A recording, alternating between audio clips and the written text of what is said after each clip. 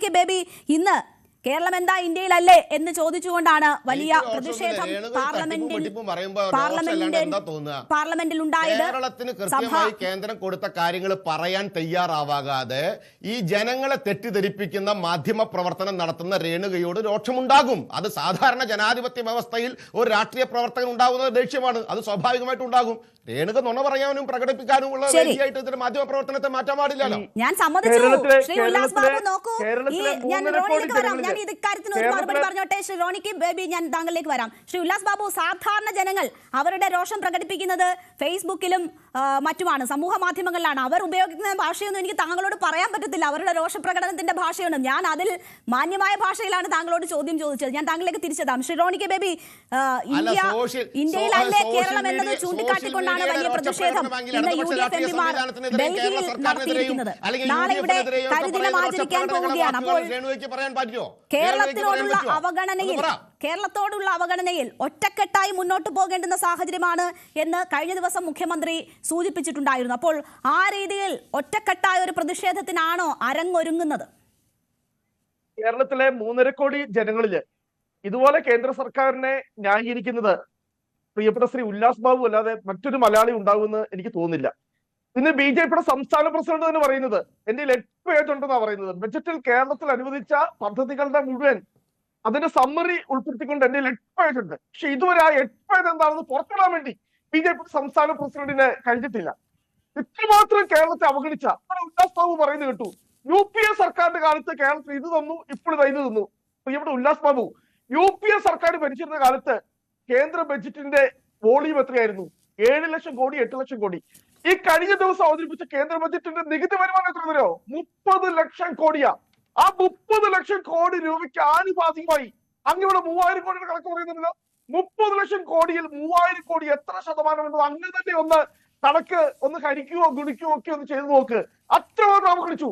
12 ലക്ഷം കോടി രൂപയാണ് കേന്ദ്ര സർക്കാർ അടിസ്ഥാന സൗകര്യ വികസനത്തിന് വേണ്ടി റോഡായും ഹൈവേ ആയും അതുപോലെയുള്ള വൻകിട പദ്ധതികൾക്ക് വേണ്ടി മാറ്റിവെച്ചത് 12 ലക്ഷം കോടി രൂപ. ഒരു ചില്ലി കാശ് പോലും കേരളത്തിൽ നൽകിയിട്ടില്ല. 29 പദ്ധതികളാണ് സംസ്ഥാന സർക്കാർ കേന്ദ്രത്തോട് ആവശ്യപ്പെട്ടത് ഈ ബജറ്റിൽ പരിഗണിക്കണം. ആ 29 പദ്ധതികളിൽ ഒരു പദ്ധതി പോലും, എത്രമാത്രം കടുത്ത രാഷ്ട്രീയ വൈരാഗ്യമുണ്ടെങ്കിൽ പോലും, കേരളം എന്ന് പറയുന്നത് ഇന്ത്യൻ യൂണിയന്റെ ഭാഗമായി നിൽക്കുമ്പോൾ എത്ര രാഷ്ട്രീയമായി വൈരാഗ്യമുണ്ടെങ്കിലും ആ 29 പദ്ധതികളിൽ ഒരു പദ്ധതിയെങ്കിലും കേന്ദ്ര സർക്കാർ അംഗീകരിക്കാമായിരുന്നു. ഇതിന്റെ അകത്ത് ഒരു പദ്ധതി പോലും നമുക്ക് നൽകാതെ കേരളത്തെ അപമാനിക്കുകയാണ്. കേരളത്തോടുള്ള രാഷ്ട്രീയ വിരോധം എന്താണ്? ഇത്രമാത്രം കേരളത്തോട് രാഷ്ട്രീയ വിരോധം ഈ BJP ഭരിക്കുന്ന കേന്ദ്ര സർക്കാർ കാണിക്കുന്നത് എന്ന് മലയാളി ചിന്തിക്കേണ്ടിയിരിക്കുന്നു. എന്ന് BJP പറഞ്ഞെന്താ? വികസിത ഭാരത്, വികസിത ഭാരത്. ഇതാണ് നിങ്ങൾ പറയുന്നത് വികസിത ഭാരത് എന്ന് പറയുന്നത്. വികസിത ഭാരതമെങ്കിൽ കേരളവും ആ വികസിത ഭാരതത്തിന്റെ ഭാഗമാണ്. കേരളത്തിൽ എന്ന് പറയുന്നത് കേരളത്തിൽ വലിയ പദ്ധതികൾ, കേരളത്തിന് പുറത്ത് ഇന്ത്യ മുഴുവൻ മാറുന്നു, ഇന്ത്യ വലിയ സാമ്പത്തിക ശക്തിയായി മാറുന്നു. പക്ഷെ എന്തുകൊണ്ട് ഈ മലയാളികൾക്ക് ഇന്ത്യയെ വലിയ സാമ്പത്തിക ശക്തിയായി മാറുമ്പോൾ 100% ആനുകൂല്യം അനുഭവിക്കാൻ ഈ മലയാളികൾക്ക് അതിനുള്ള ഭാഗ്യമില്ലേ? അതിനുള്ള അവകാശമില്ലേ? അതിനുള്ള അർഹതയില്ലേ? ഭാഗ്യം കിട്ടവരാണോ ഈ മലയാളികൾ? ബഹുമാനപ്പെട്ട BJP വക്താവ് രാഷ്ട്രീയ അന്ധത ബാധിക്കരുത്, രാഷ്ട്രീയ വൈരാഗ്യ നിർബുദ്ധിയോടുകൂടി മലയാളികളെ കാണരുത്. ഇത് ക്ഷമയുടെ അങ്ങേ അറ്റത്തേക്ക് വെച്ചിരിക്കുക. ഇവിടെ പറയുന്നു, അങ്ങ് പറഞ്ഞു ഇല്ല ഭൂമി ഏറ്റെടുക്കൽ, കേരളം ഭൂമി ഏറ്റെടുക്കുന്നില്ല, 157 ഏക്കർ സ്ഥലം ഈ പറയുന്ന എയിംസിന് വേണ്ടി ഏറ്റെടുത്ത് 2 വർഷമായി കേരളം കാത്തിരിക്കുക. എന്താ നിങ്ങൾക്ക് ആ പ്രഖ്യാപനം നൽകിയാല്? നിങ്ങൾ മറ്റു പല സംസ്ഥാനങ്ങളും വാരിക്കോരി കേരളത്തിൽ കാണിക്കുന്നത്.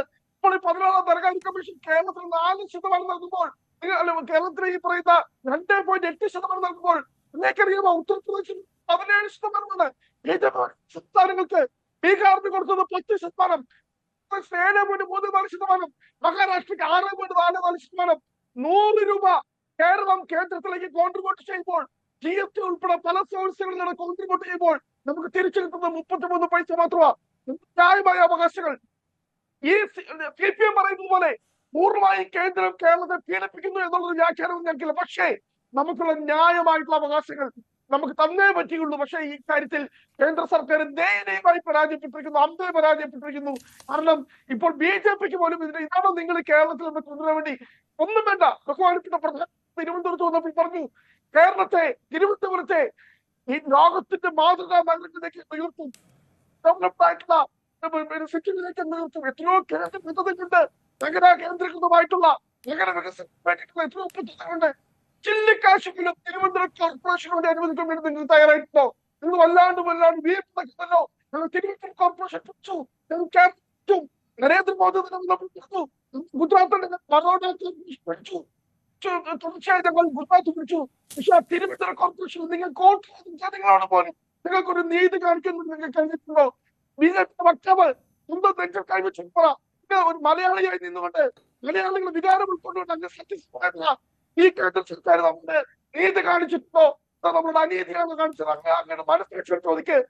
അങ്ങയുടെ വാക്കുകൊണ്ടും അങ്ങേക്ക് കിട്ടിയിരിക്കുന്ന വരിഷ്ഠമായിട്ടുള്ള കഴിവുകൊണ്ടും അങ്ങേക്ക് എത്രയോ വലിയ വാചകൾ, വലിയ ആവശ്യം പറയാൻ കഴിയും. പക്ഷെ നെഞ്ചിൽ കൈവച്ചു ആത്മാർത്ഥമായിട്ട് സർക്കാർ മലയാളികളോട് കേരളത്തോട് നീതി കാണിച്ചില്ലെന്ന് ആത്മപരിശോധന നടത്തണമെന്നാണ് എനിക്കൊരു വിനീതമായി അഭ്യർത്ഥിക്കാനുള്ളത്.